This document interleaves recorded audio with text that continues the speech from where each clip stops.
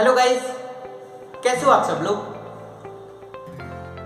आज के इस वीडियो में हम फंक्शनल स्ट्रेटजी के सेकंड एंड थर्ड कॉन्सेप्ट को स्टार्ट करने वाले हैं, जिसका नाम है financial strategy formulation and human resource strategy formulation. So आइए स्टार्ट करते हैं फर्स्ट स्ट्रेटजी फार्मूलेशन, जिसका नाम है financial strategy formulation. The financial strategies of an organization are related to several finance and accounting concepts considered to be central to strategy implementation. कुछ examples हैं जो financial strategy formulation में required होते हैं। The first one is to raise capital with short term debt, long term debt, preferred stock and common stock. Second है to lease or buy fixed assets. Third है to determine an appropriate dividend pay out ratio. Fourth है to extend the time of account receivable and account payable. And last है cash requirement. आइए समझते हैं sources of fund. Two basic sources of capital are डेब्ट and equity. एक enterprise में इतना तो डेब्ट होना चाहिए कि वे अपने इन्वेस्टमेंट के रिटर्न को बूस्ट कर सकें। सेकंड है uses of fund. Plans and policies asset investment mix decision से फंड के यूजेस से डील करता है। आइए समझते हैं important factor regarding plans and policies. First one is capital investment, second है फिक्स असेट्स एक्विजिशन, थर्ड है करेंट असेट्स, फोर्थ है लोन्स एंड एडवांसेस, फिफ्थ है डिविडेंड डिसीजन एंड सिक्स्थ है relationship with stake holder. Uses of fund important है क्योंकि ये resource utilisation में efficiency and effectiveness से रिलेट करता है। आइए समझते हैं projected financial statement. Projected financial statement analysis central strategic implementation technique है, क्योंकि ये ऑर्गेनाइजेशन के वेरियस एक्शन एंड अप्रोचेज के रिजल्ट को एग्जामिन करने में मदद करता है। अब pro forma income statement and balance sheet organisation को अलाउ कराता है to compute projected financial ratio under various implemented scenario. Next है फाइनेंशियल बजट। फाइनेंशियल बजट एक डॉक्यूमेंट है जो यह बताता है कि स्पेसिफाइड पीरियड ऑफ टाइम में फंड कहां से आएगा और कहां स्पेंड होगा। It is a method for specifying what must be done to complete strategic implementation successfully. Example sale budget, production budget and purchase budget. आइए समझते हैं evaluating the worth of business.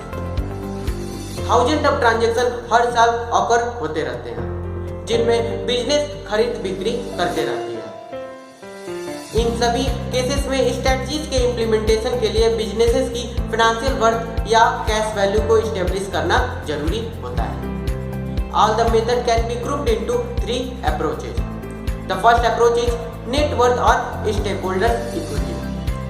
Net worth include करता है equity, retain earning and exclude करता है goodwill, fictitious asset and over under valuation of assets.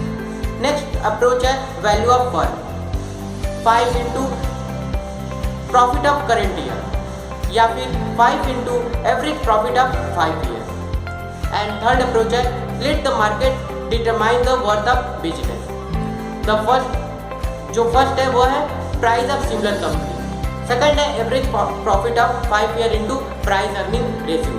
And last है outstanding method. Outstanding method में है business value is equal to number of share into price of share plus premium per share.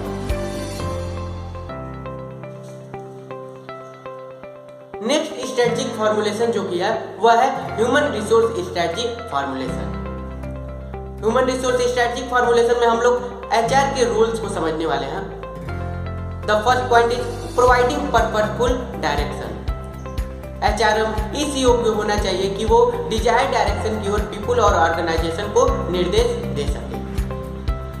Management को यह ensure करना चाहिए कि organisation की objective हर एक पर्सन की ऑब्जेक्टिव हो।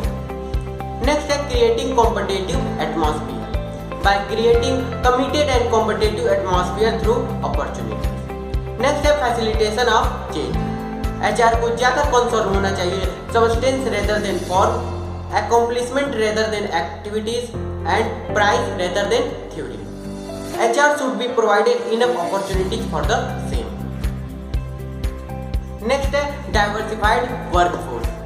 वर्कफोर्स डाइवर्सिटी ऑब्जर्व किया जा सकता है इन टर्म ऑफ मेल और फीमेल वर्कर, ओल्ड और यंग वर्कर, एजुकेटेड और uneducated workforce. Great culture create करना या नॉन फाइनेंशियल इंसेंटिव प्रोवाइड करना वर्कफोर्स पर मोटिवेट करना इंपॉर्टेंट रोल प्ले करता है। नेक्स्ट है empowering HR. Empowering means authorising every employ of organisation to take up her own destiny, realising her full potential. And next है building core competency. Human resource manager firm की core competency develop करने में great role develop करता है।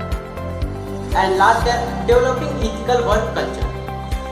People के बीच एक trust का एटमॉस्फेरियर create करने के लिए एक वाइब्रेंट वर्क कल्चर डेवलप करना चाहिए और पीपल के क्रिएटिव आइडियाज को इनकरेज करना चाहिए। सो यह था financial strategic formulation and human resource strategic formulation. आज की इस वीडियो में बस इतना ही।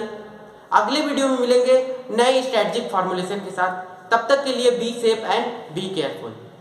Good bye and thank you.